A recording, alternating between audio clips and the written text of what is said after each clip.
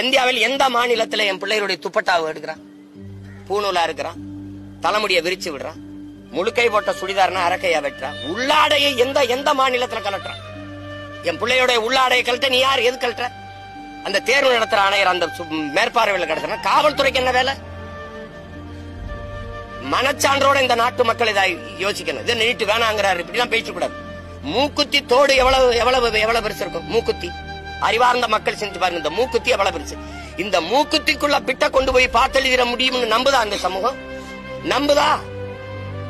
ஏன் அங்க கண்காணிப்பு கருவி சிசிடிவி கேமராவை வை.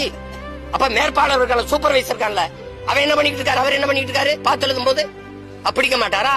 இந்த தோடுக்குள்ளேயே மூக்குத்திக்குள்ளேயே நீ பிட்ட மறைச்சு கொண்டு எழுதிட முடியும்னு நம்ப சொல்றேன். ஆனால் இந்த ஓட்டு போடுற பெட்டி, இவ்வளவு பெரிய பெட்டிகளை ஒண்ணும் செய்ய முடியாதுன்னு நம்ப சொல்றேன்.